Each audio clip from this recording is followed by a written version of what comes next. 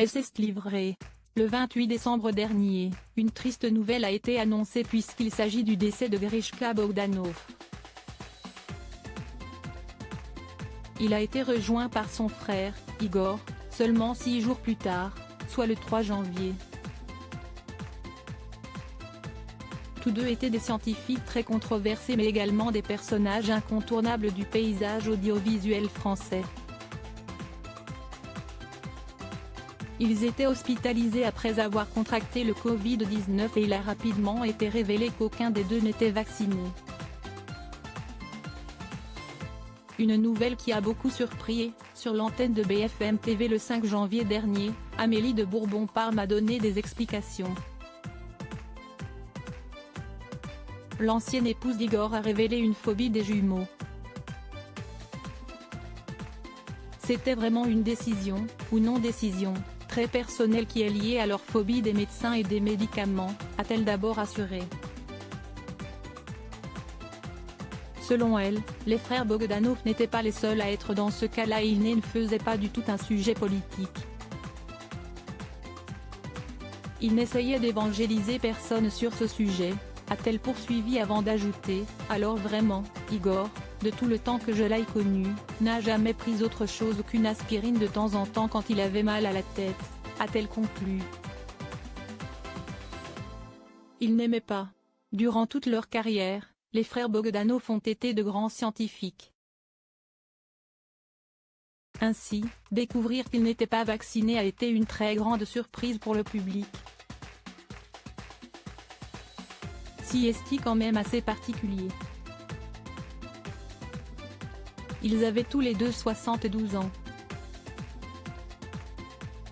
Ils étaient en pleine forme et ils se pensaient intouchables, voilà, a affirmé Amélie de Bourbon-Parme.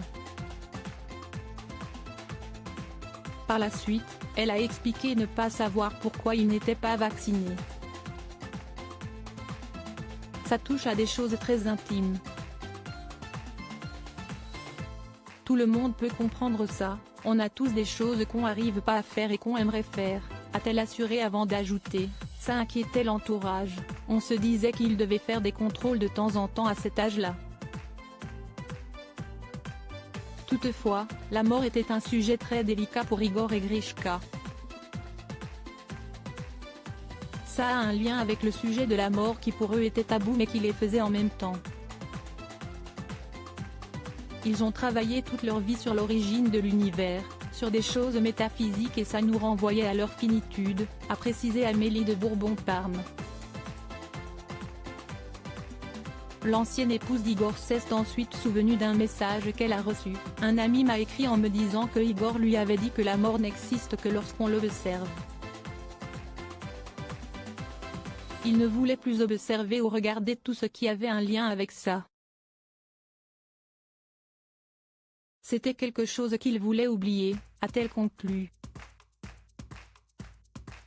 Igor et Grishka Bogdanov, où vont-ils être inhumés ? Inséparables toute leur vie, les obsèques d'Igor et Grishka Bogdanov ont lieu ce lundi 10 janvier à l'église de la Madeleine à Paris. Concernant leur inhumation, celle-ci aura lieu dans 2 jours, ce mercredi 12 janvier, comme l'a rapporté la Dépêche. Ils devraient être enterrés ensemble, dans un lieu très symbolique, à Saint-Lary dans le Gers, leur village de naissance, a précisé le média.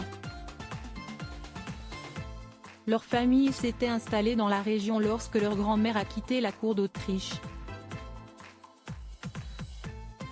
En 1986, les jumeaux avaient fait l'acquisition du château des Clignac à Montfort où ils ont passé leur enfance. Loading widget.